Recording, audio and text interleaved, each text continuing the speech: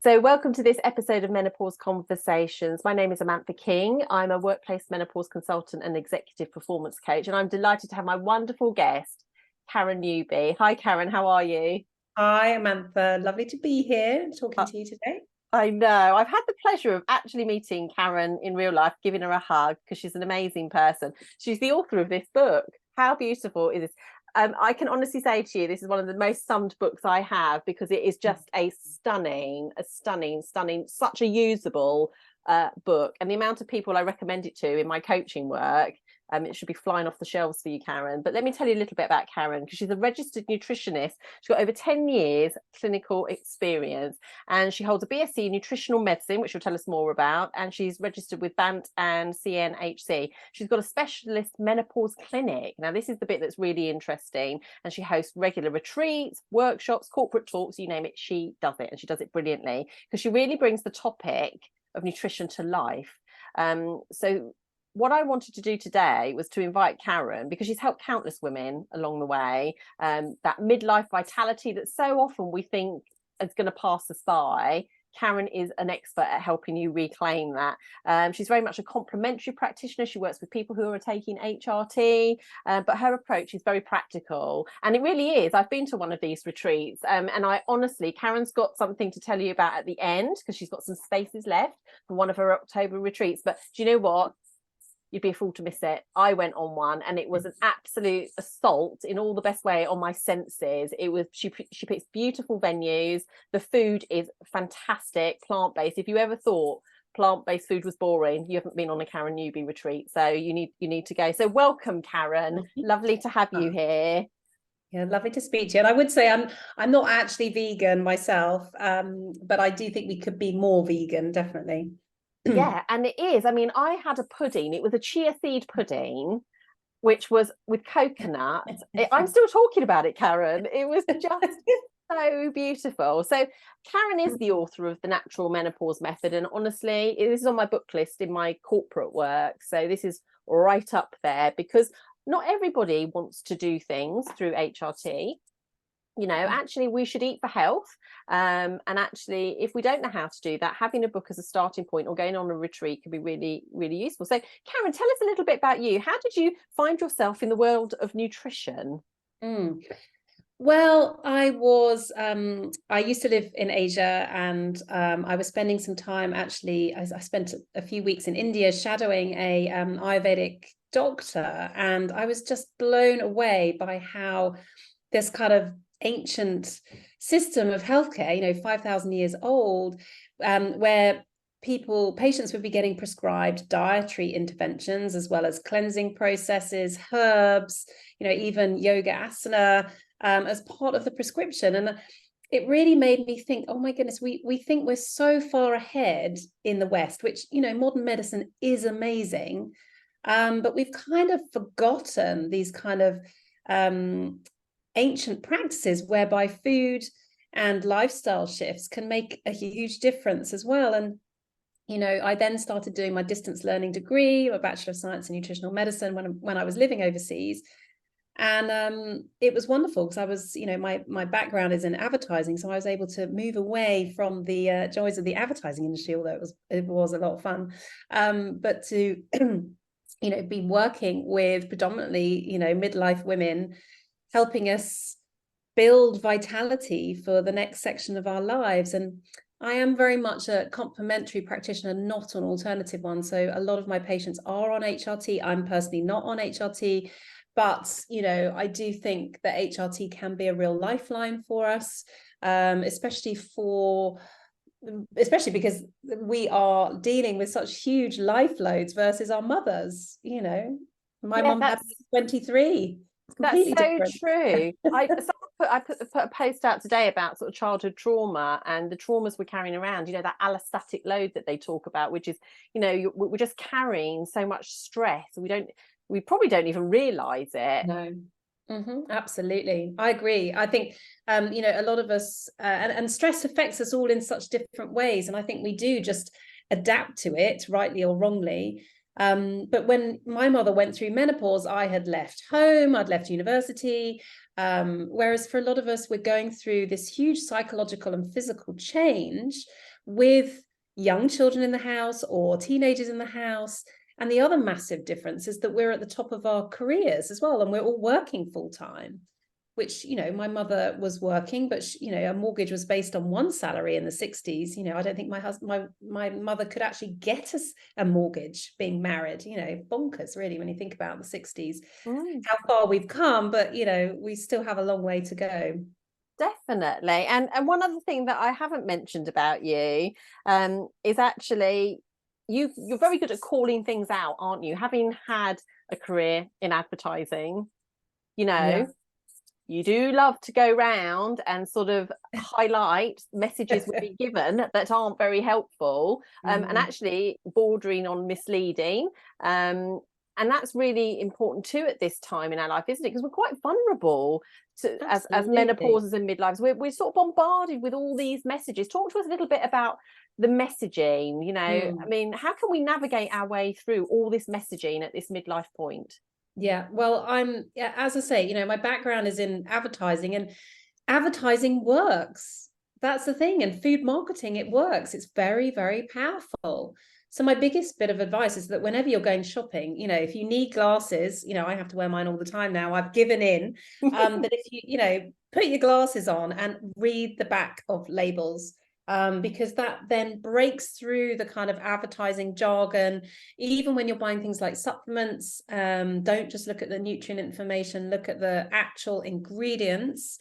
And even when you're buying food and even when you're buying drinks, for example, you know, drinks that are like, oh, nothing to see here, it's all really great, it's no added sugar and stuff. And when you look at the back, you know, certainly with fruit juices, you know, the added sugar, it's still sugar. It's still having the same effect on your body as, you know, as glucose. So, and often these products have huge amounts of sugar in.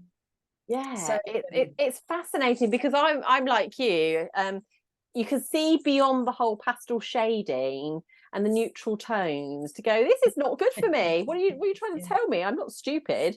But in this very 24/7 life that we live, we're grabbing things off the shelves, aren't we? Or we're clicking on our internet shopping because it's got this very clever messaging that it's giving to us, that it's, you know, low sugar, yeah, but it might be really high in fat, or, you know, we're not told the whole truth, are we? So you're right, we need to turn things round. Can you give people, which I thought was brilliant that you did this, I did know this having worked in the pharmaceutical industry, but tell people about, on the back of labels, the order in which things are listed, because I think that could be really helpful to people. So so by law, all food and even supplement products and drinks products have to list in order of volume what is in their food. So you can be a really discerning shopper by, even if it says no added sugar, you can look on the back, is sugar the first or second or third ingredient? And if it is, one can surmise that there's going to be a lot of sugar in it. And even when you look at products like supplements, for example, you know, some supplements can have talcum powder in, some of them can have E numbers. I mean, why a supplement would need E numbers, I do not know. And, you know, supplements can often have lots of fillers and binders, although, you know, most supplements do need an outer shell, you know, that won't be the nutrients, but some of them have a hell of a lot more than others. And then it's kind of all this kind of sort of health washing, I like to call it, with all the sort of new vegan products that come out with, you know, and like Marks and Spencer's, for example, their plant kitchen. And, you know, it's all using pretty horrendous products, lots of kind of rapeseed oil, which is very omega-6, very kind of inflammatory, you know, textured soy, which can be genetically modified, you know, all of that isn't healthful like untextured soy, which is much more, you know, all the great studies that have been done on tofu and, you know, on soy products are on the untextured, not the textured, which is the more processed. And all of this kind of fake meat kind of thing. And I think if I was a vegan, I wouldn't want to eat fake chorizo. I just don't get that. And you can be quite an unhealthy vegan and vegetarian these days, whereas 25 years ago it was harder to be, although you could still have, you know, lots of chips and bread or whatever, but these days, you know, the processed food has just moved into that that plant, you know, the vegan area, because it's good business. Yeah, I love it. Say it how it is. It's like it's a cha-ching, which is the same thing about the menopause space, isn't it? You know, there's business analysts looking all the time, looking at just how profitable this sector is. So slap a menopause on it, slap a tick on it, and off we go. Watch the I'm waiting for the menopause food to come. I mean, obviously, menopause supplements are now everywhere, and some of them are so ridiculously expensive, and I'm not quite sure why. And then I'm waiting for kind of like the tofu kind of menopause or linseed kind of products to arrive on the shelves, or for a Pepsi or a Coke to make some kind of menopause drink or something revolting. it will be revolting, and it'll all be distraction from the horrible symptoms we're already experiencing, I would imagine. So let's talk a little bit more in a generative way then about what is possibly a more helpful way of maybe looking at our food. And we wanted to talk about sort of 3 things today, which was eating for health, seasonal eating, and actually the role of supplements, because not all supplements are the same. I have to say, and I'm not saying it just because Karen's on here, but I will do a little flash, because all the ones that Karen told me to get are literally on my office desk.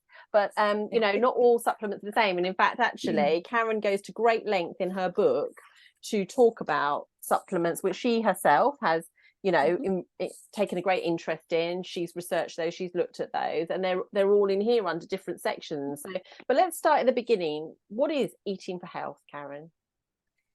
Well, I think it's about nourishing ourselves. If we're thinking about midlife, I think we arrive at midlife having looked after everyone else the last 25, 30 years except ourselves.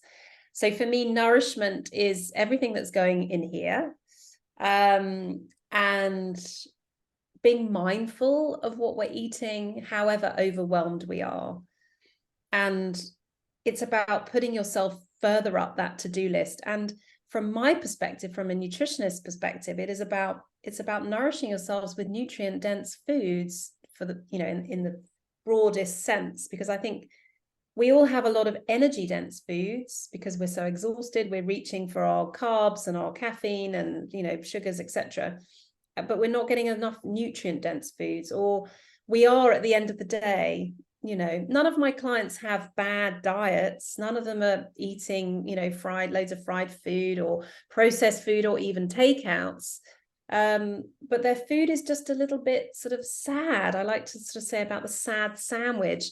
Or they're not having breakfast, or they're, you know, having a bit of tea and toast, or skipping breakfast, or, you know, having some sort of special K or something that's been on a shelf for 2 years, not even having full fat milk, having semi-skim milk, and then wondering why they have these kind of energy roller coasters that go on throughout the day. We're just not nourishing ourselves. So for me, it's about helping women get excited about food again, and not to feel guilty about eating certain foods as well. I think for a lot of our generation, we've often grown up with mothers who were constantly dieting, or there was a lot of guilt around certain foods.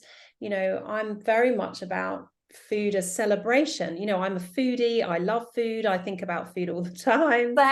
Same, constantly.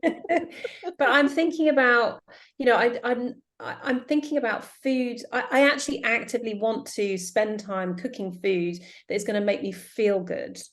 And I think a lot of the time, the food that we're eating is very reactionary. We're not thinking ahead. And there are reasons for that, because we wake up exhausted. You're not going to want to eat something nourishing. You're more likely going to want to have your tea and toast, because that's going to give you quick releasing carbohydrates and caffeine, which is going to wake you up.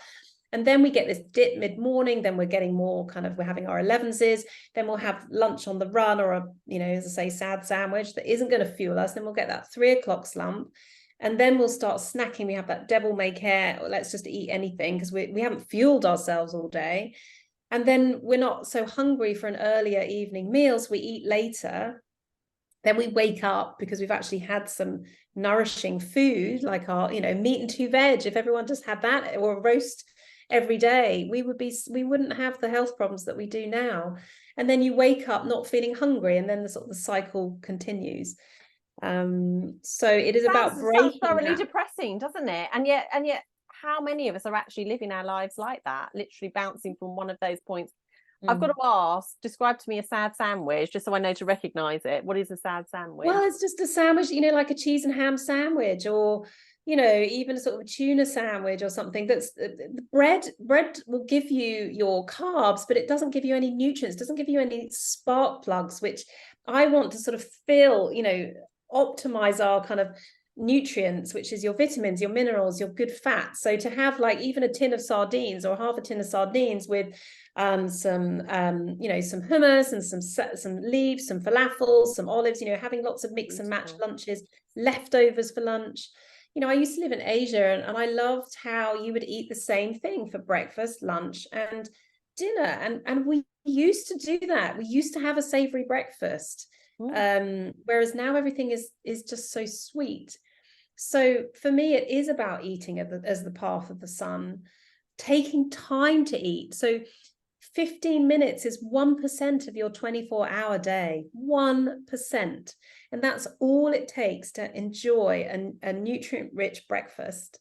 You know, you might want to eat when you get to work, but, you know, having your porridge with ground linseed and, you know, nuts and seeds and things like that, but with stewed apples, for example, or your bircher, you know, I'm a big fan of bircher, overnight oats with, you know, some Greek yogurt, full fat, some berries, etc. Or to have eggs any which way. You know, scrambled eggs does not take long to cook and then to eat. And then at lunchtime, you know, making more in the evening will give you more likely to have leftovers. I'm having leftovers today. And I'm going to add What are you having? Last night I made a sort of a tagine thing with chickpeas, onion. It's got some lots of grated mint in there, and then some aubergine. But also I grilled some aubergine as well, so I'm having that on top as well. And today I'm going to warm that up. I'm going to have that with some spinach and maybe a little crumbling of feta. Oh my God, it tastes even better the second day, doesn't it? Yeah, it does. Yeah, this has got some sort of spices in, but like things like cinnamon and cumin, and you know, it's that all kind of the next day it will be even nicer. And actually I'm starting to feel hungry about the concept. Yeah, sorry for mentioning eating it. Yeah. But I'm a you know, I'm not a we all have such a ridiculously full-on schedule. Our life load is massive, and unfortunately stress loves menopause symptoms. So if we can help ourselves by nourishing ourselves more, staying one step ahead of those cravings by enjoying a good breakfast, having a good leftover lunch, and then spending 2% of your day to prepare your evening meal, or maybe 3 maximum. So I don't spend any longer than 45 minutes from, you know, I will stop work around 5:15. I mean, I'm lucky. I work mainly at home. I work on my laptop. For those of you that are commuting, that is more of an issue, but maybe one of your partner might be at home if one of you's hybrid working, or in those cases, things like stir fries, you know, quick tray bakes, so my sort of low bandwidth ramens, for example, really don't take long. And then I will have 45 minutes where I'm I'm cooking or preparing the evening meal. And what I do is in the morning, I think about what I'm going to cook. It doesn't take long, but there's nothing worse than arriving at sort of 5:30 thinking, what am I going to cook? Because then you are going to just probably have pasta or whatever, or, you know, something that's quick and that isn't necessarily that nutrient dense. So even just thinking, okay, I need to get some fish out of the freezer, you know, I put all my sort of proteins in the freezer, or I need to, maybe I'm missing an ingredient that I can then use as an excuse to go away from my desk to walk with a purpose to go and get it. It doesn't have to take long, but I do think we've sort of forgotten how to cook, and we've forgotten how to eat in seasons. Like we were going to talk about seasonal food, weren't we? Yeah. And you know, that sort of seasonal eating is actually connects us to nature. And I think at midlife, as women, we are so disconnected to our cycles. I think we've always been disconnected to them. I think our daughters of our women of tomorrow are much more connected with their cycle now, aren't they? With, you know, the flow, you know, all the apps that you can get, all the wonderful technology you can get, even the conversations around training to your cycle. I mean, all makes total sense. Wonderful. Whereas I think for us in the 80s or the 70s, when we started our periods, it was like, you know, put up and shut up. Here's the pill if you've got problem periods, or just take loads of ibuprofen every month. And I think that's kind of continued, you know, because we lead such a male pattern of life. We're just having to sort of, you know, we want to get to the top of our career, but we cannot talk about the differences in our productivity actually in the month, you know, when we, you know, as we're coming into PMS time or whatever. We've never been able to talk about that.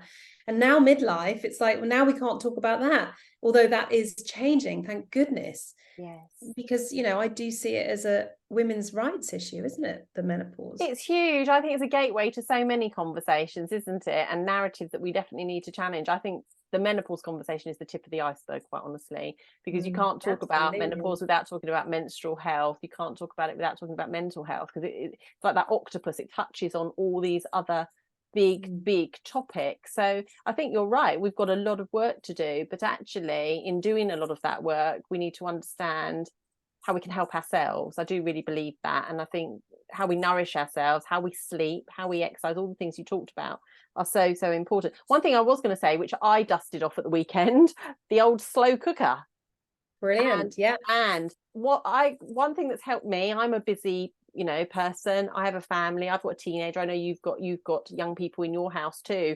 But actually, what is a game changer that we found is at the weekend, we plan the week's worth of meals. So we get the recipe books out. We, like you said, we know what's what. We know who's got to pop to the supermarket or the grocers and get a whole load of stuff. But we all know what we're eating. And actually, we get excited about it. I mean, people who know us, we're food obsessed. We're always talking about it. But the slow cooker is my friend. I've got a very busy week this week, but I know sometimes at lunchtime, it could be just the perfect time, a bit of a break. I'm nourishing myself, but I'm also putting something in a pot and turning the slow cooker on. And I know by the time hungry mouths walk in through the door, we're all ready to go. Yeah. No, it is wonderful. And I'm a big fan of like a tray bake as well. Yes. You know, just zhuzhing loads of veg, maybe putting some halloumi in right at the end with some harissa or whatever. That's kind of like easy win. And making more. So in your slow cooker, you'll have leftovers, you know, for tomorrow lunch. What a winner. But exactly. even if you can plan even 3 meals, it makes such a difference. And I think we waste less food as well, because I have a really, like, consciously, environmentally, I don't like the idea of throwing things away. I don't like the idea of having too much packaging and stuff like that. So I think actually you can be more intentional about it. Start small, start where you're at. You know, and if you're not doing anything like that, you know, make a point of planning, like Karen says, you know, 1 meal, 2 meals, 3 meals, whatever. But actually put yourself at the top of that list. So talk to us a little bit more about eating seasonally then. So yes, connecting with our cycles. What do you actually mean by that? How do we eat seasonally? Yeah, so I just think it's about having a concept of what food's in season. I think our supermarkets give us strawberries all through the year, whereas actually strawberries only taste nice in June and July when they're picked close to where they've grown and they taste amazing. But the rest of the year, they don't really taste as good, do they? It's like tomatoes, for example. And that's when having a veggie box delivered is actually a really good way of sort of not only forcing you to make new dishes, but also to actually connect a little bit with nature. Because actually nature is providing us with food when we need it the most, so or that matches its surroundings. So for example, now we're moving into more of the sort of the squash and pumpkin season, more the root vegetables, so it's more about warming food, whereas, you know, we get all the salad leaves, etc., the courgettes, etc., you know, in the summer, asparagus, etc., which are great for when it's warmer. I mean, we don't want to be eating loads of salads when it's a cold day. So I am a believer in actually eating the day, because certainly for your audience that are, as we are, based in the UK, we can get, you know, 4 seasons in a day. You know, we're going to have torrential rain for the rest of the week, but today is really pleasant. It's really sunny. But for the rest of the week, I probably will be cooking more kind of, you know, ramens and, you know, I love Asian soups that are really, you know, we've got lots of chicken stock that we need to use.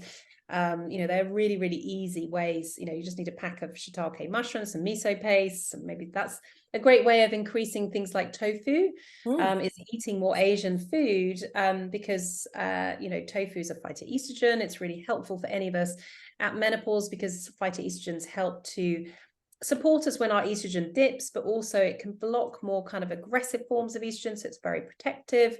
They're not estrogen per se. They have a mild estrogenic effect on the body. So the body processes them. They're very safe to eat. But that's, things even like little tofu knots that you can get from your Chinese supermarket. When you look at the back of pack, it is just soybean paste. There's nothing else in there, which I love. And so anything like that. So things like rainbow rolls, I do a lot of those with the sort of Vietnamese rice paper. Yeah. They're really, really easy. I mean, they're a bit of a faff to make. They probably will take about 45 minutes to make, but then they're done. There's no cooking.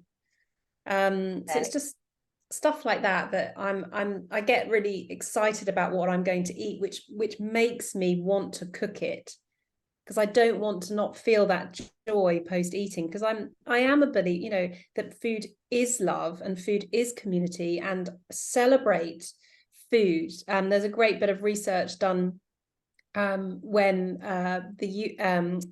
people in the US and France was shown a picture of a cake, and they were asked, what are the first words that come into your mind? And the Americans said guilt, and the French said celebration. And to me, that is my whole kind of premise of food. Please eat cake. Please, I'm a pudding child. I love puddings. But to eat the best food you can afford.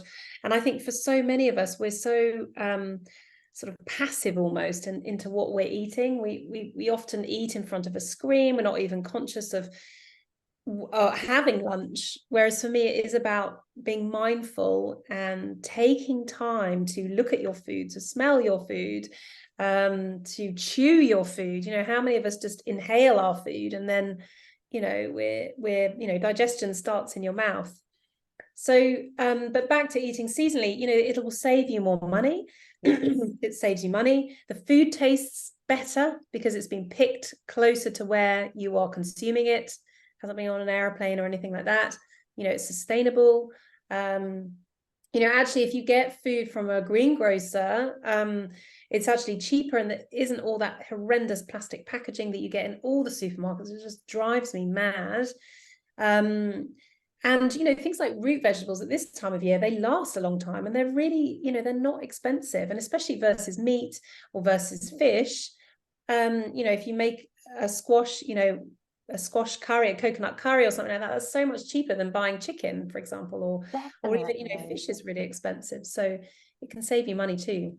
Definitely. I've been watching, which I absolutely love, and I'd encourage anyone to watch it, The Blue Zones, which is a great series, and talking about the power of plants, talking about how we approach what we're eating. Even red wine, I was watching something about a Greek island last night, and it was saying about like red wine without all the nasty chemicals. If you just had proper red wine, that's why Mediterranean diet is so great, because it's all part of that rich tapestry which can positively influence us and influence our health. And one thing that I do remember was Riverford. I know lots of box veg delivery organisations are out there. They actually produced an amazing recipe book, which I still go to now. Like if I don't know what to do with a globe artichoke, it's like it's got great ideas in there. So I would encourage people to see it as an opportunity for curiosity, which also reminded me, what are your thoughts about that pre-prepared veg that comes in plastic bags? Yeah, don't do it, because a lot of the kind of the more unstable vitamin C and B vitamins will get lost, and it's expensive, and it's packaged. There's more packaging there as well. But I would take the time to chop the ends off your your green beans. Don't buy grated cauliflower, but grate it yourself. I mean, cauliflower is great as a substitute for rice. I love it. Put it into a tray, and then you add some oil, add some harissa. Delicious. I mean, that's just delicious. It is a bit more of a faff, but it completely elevates that vegetable. So yeah, don't that I really even those chopped carrots and things. Have we sad. Really They look sad, point? Don't they?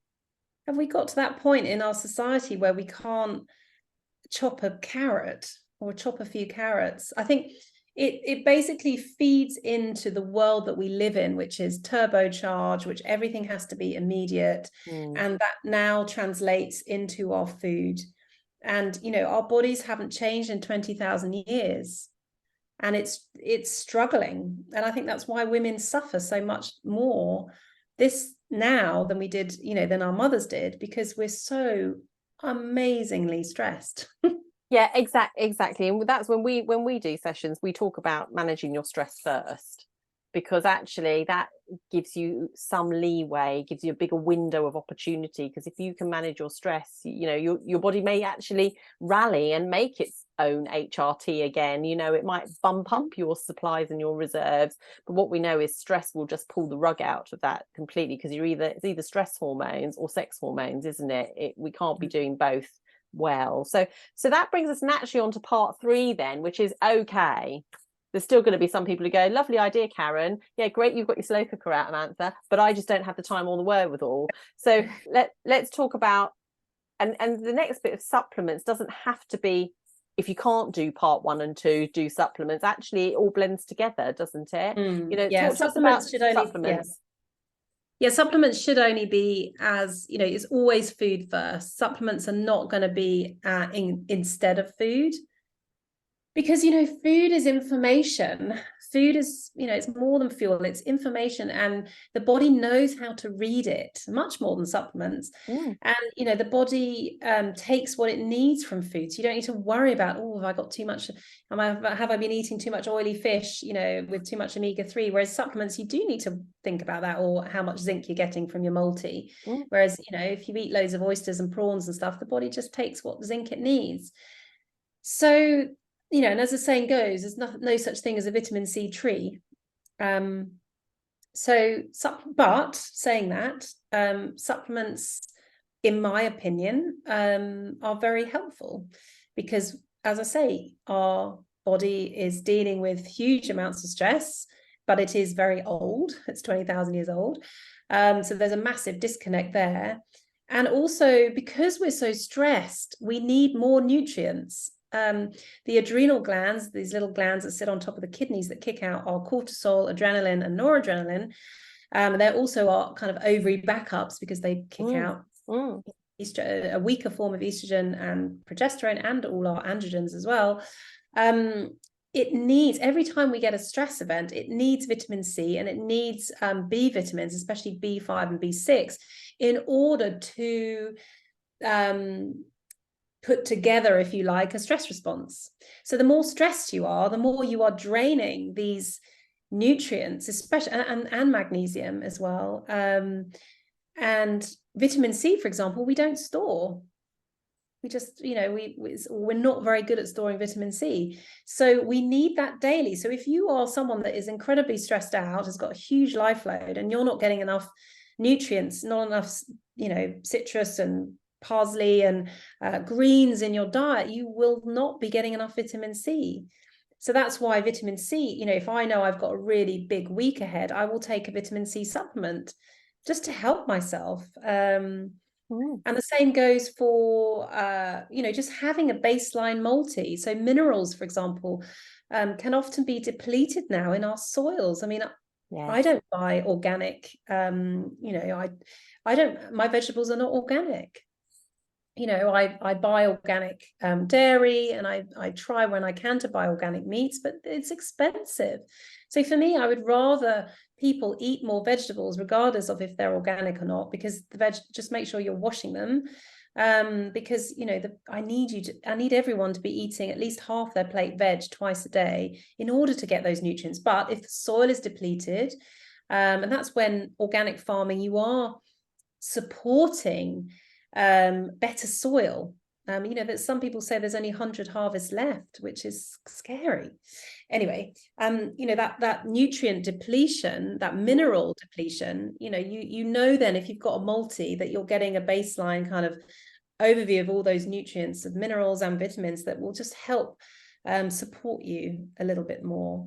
And then there's obviously oily omega-3. So if you don't like oily fish, then omega-3s can be a really beneficial supplement, especially if you've got kind of cracked heels or bobbles on the backs of your arms, or brain fog, depression. Loads of stats out there on omega-3 and depression.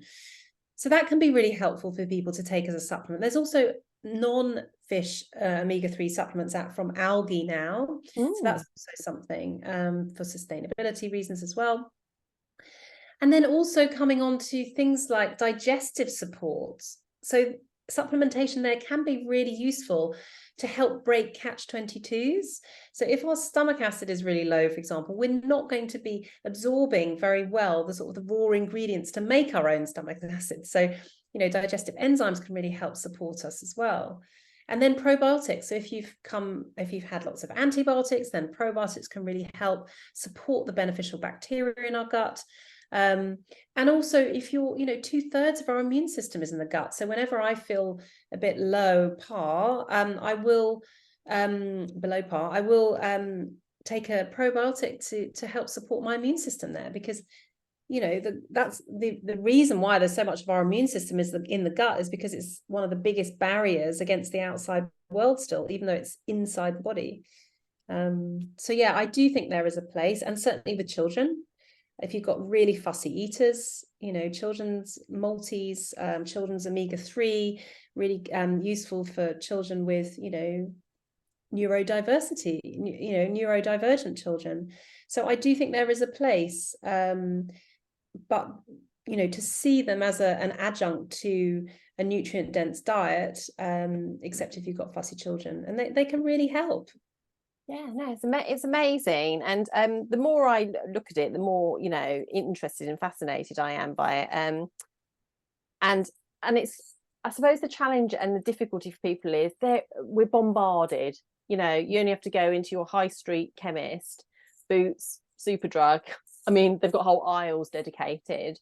How do we navigate those aisles? Obviously, you've given us some top tips about looking at the back, looking at the labels, and Karen's book, which is great, actually, I have to say, in sort of teasing out some of the better brands. What should our approach be? Yeah. So, you know, in my book, there's lots of protocols as well. So if you've got like aches and pains, I put a sort of supplement protocol together for that. So things like curcumin is really helpful with aches and pains. So I think when we're looking at, so my biggest bit of advice is, if you can, buy your supplements from your local health food store, not necessarily a Holland Barrett, but your local independent health food store, because usually the people that work there really know their stuff, and they generally have on their shelves the most bioavailable supplement brands. And by that I mean the supplements that are actually going to work, that are what, you know, it's all about absorption. If you're giving yourself nutrients that are in the wrong format, so for example magnesium oxide and zinc oxide are forms of those minerals that are cheap, but they have a very low bioavailability, so they're not well absorbed. So unfortunately some supplements give other supplements a bad name. Yes. And I feel for supplement companies that are really working hard to make sure there's no fillers or no rubbish in them, and then they sort of get pulled together with all the sort of rubbish that you see advertised on the back of buses. So independent health food store, like even Boots or, you know, other supermarkets, you know, a lot of their own brands will have a lot of fillers in. You know, stay away. My general rule of thumb is to stay away from any of the gummies, because they often have lots of kind of sugary flavorings in, and a lot of sort of the cheaper forms of those nutrients. There are some good brands like the Unbelievable and BioCult and Avogel that are actually in supermarkets. So I generally say don't buy your supplements from a supermarket, but those brands are there. And I think actually BioCult is a very reasonably priced price point for probiotics. So that's a nice one. Unbelievable has lots of nice different formulations with no fillers or anything in, and you know, they're really, really clean. Wild Nutrition is food state, so even though the nutrient content might look lower, because it's food state, it's really well absorbed. And then I like other brands like Viridian, BioCare, BioNutri. They do some really clever formulas, and a lot of these products, a lot of these brands are actually founded by nutritional therapists. So for me, when I look at their products, they make sense to me because they're working on the systems as opposed to just shoving loads of stuff in. Bare Biology is great for oils, really clean oils. really high potency oils. They do a great kiddie one as well, which is just a tiny little bit of oil. So it's really well tolerated for very fussy children. Can I mention one? Sorry? Can I mention Oh, one? yeah. So I really like M Powder. I like their mood boost. I went on a trial for that recently. I can't tell you how great, because it makes sense what you just said, because there's lots of vitamin B5, B6 in there, magnesium. But again, small, really researched, community based as well, which I absolutely like. M Powder also has so much integrity about what they put in, and they don't just want to take cheaper kind of forms of certain nutrients in order to, you know, push through production, etc. And it's the same with Equi London is another one, and Invivo. They are great, really small company that does a lot of amazing probiotics for the vaginal microbiome, and probiotics if you're suffering a lot with UTIs. And they're really, really smart. But, you know, some of these are more expensive. But I actually think it's worth investing. And then, you know, you don't have to take them every day, or you can reduce the dosage that you're taking. But do see it as an investment. I also really, really like the linseed farm for my ground linseed and my linseed oil. They're amazing farm in Sussex, really low cost, and they grow their own linseed, but they're also using all the products for lots of different kind of, you know, they sell some oils for animals, for horses to keep their coats shiny, and they help beautiful. You know, and cricket bats and things like that. Anyway, so there's lots of really lovely companies around. Hybrid Herbs is great for mushrooms, medicinal mushrooms. You know, lion's mane, for example, great for foggy head. I really like holy basil, which is a root, which is great for sorry, it's a herb, which is great for stress as an adaptogen. So anyway, there's lots of great stuff out there, but you know, just be careful about, you know, doing your research. You don't, you know, collagen, for example, some of the products out there are so unbelievably expensive, and they don't need to be that expensive. You know, I get mine from Ancient and Brave. You know, I'm not paid by these supplement companies, but you know, they're really good price point, and they do vegan ones as well. Cytoplan is another great company that's partnered with Weleda, so that's part of charity as well. So anyway. And can I say, since you got me on to Cytoplans, I've just thought I've forgotten the name of the oil. Sea buckthorn. Sea buckthorn. Oh my God, what a game changer, Karen. Absolutely. For sort of atrophy symptoms, vaginal atrophy, I honestly can't tell you. When Karen mentioned it on her retreat, I'm not without it ever. And it's amazing. So this is what I'm saying to you, you know, it can be hard to think, oh, that sounded good on that video I watched. I can't quite remember what it was. Honestly, it's all in here. I was just looking at the osteoporosis section, but like Karen says, she's been through literally everything: skin, hair, and nails. And what's lovely is Karen's put therapeutic foods for elasticity. So she's covering that off, but she's also talking about lifestyle hacks, supplements to consider. So she's talking about it in the order in which we've talked about it here: food first, and then building from there. So I honestly can't recommend that book enough. So I guess then, Karen, we've sort of talked about everything as much as we can in terms of that advice for the shopping, you know, eating for health, eating seasonably, and supplements. So I guess when you look back, obviously you're massively contributing to the menopause space and people going through midlife, and, you know, people are benefiting. If you were to pan forward into 5 years' time and you sort of look back over your shoulder, what is your hope for people navigating the menopause specifically? What would you hope when it comes to nutrition or anything else? Where would you hope we might be? Well, certainly from a nutrition perspective, I would like there to be more discussion about therapeutic foods. At the moment, the discussion around menopause solutions is very much medical. And it had to be that way because HRT and the discrepancy of getting consistent information from every GP in the UK has thrown up this kind of massive discussion about medical sexism and how menopause isn't taught at all med schools, isn't obligatory, which just blows my mind, even though Diane Diansberg has done loads of work and that she's amazing. And, you know, and yourselves, you know, everyone's building that conversation. but it's still staggering, isn't it? So I would hope that that had been sorted. But also this kind of the whole, my side of thing is often brushed away by, oh, just eat a balanced diet. Well, you know, what does that mean? And everyone knows what they should be doing as well, and no one does it either. Or, you know, how do we unpick that? So I'm really hoping that, you know, there is more help out there for women as to what to do that isn't overwhelming, and that women are discussing things more openly and in a corporate setting as well, so that women can feel like they can speak about it, and that the conversation is kind of naturalized, as opposed to it still being like, oh, we're going to talk about menopause now, that it just becomes part and parcel of women making these amazing contributions in the workforce, which we are, so that it doesn't have to become this big kind of almost like a non-issue. Really, that would be nice, wouldn't it? Yeah, that would be lovely. I look forward to that day, and it is, you know, we've got to change it for the next generation coming behind us, and doing our best to support the generation that are currently going through it. So I totally agree with you. And for me, I mean, I think food has been a really big part for me, because I've transitioned completely from being on HRT to being really moving away from it, and using my food, my exercises, the things I have at my disposal, meditation, mindfulness, all of those things. It takes effort.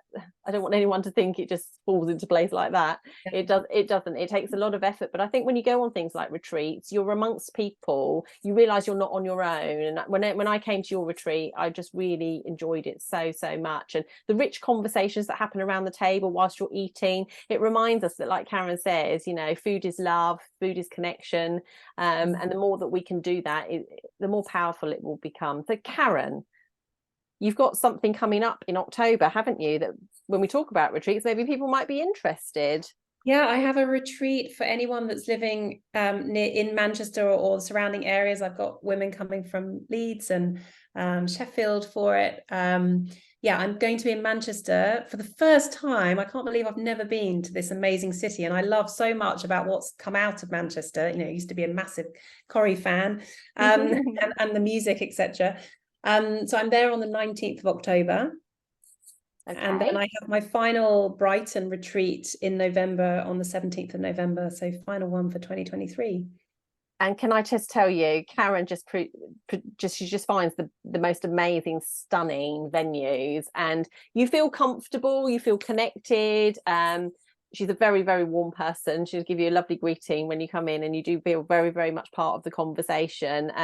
And you'll meet friends. You definitely will meet friends. And so what I would say to you is, don't miss out. You know, I know Karen's got just a few spaces left for her Manchester one, but you know, now's the time to honor and invest in ourselves. So why not treat yourself, gift yourself an experience with Karen at her Brighton retreat if you can't make the Manchester one. So Karen, as we draw it to a close, how can people be in touch with you to know more about you? Where's the best place to find you? Well, I'm on Insta, so karen.newby.nutritionist, or my website, karennewby.com.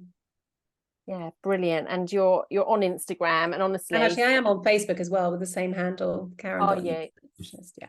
Karen.Newby. Say that again for me. Karen.newby.nutritionist. Okay, brilliant. So, and there is only one Karen Newby, so she's here. And she's so iconic. She's got I love Karen's look. You're just amazing. So I'm a massive fan, but we always knew that anyway. So connect with Karen, and you know, maybe spark that conversation either in your families, in your workplace, in your relationships. Actually, food is important. Food is love. Food is connection. So thank you, Karen, for your time today. Lovely to be here, Amanda. Lovely to chat. Thank you.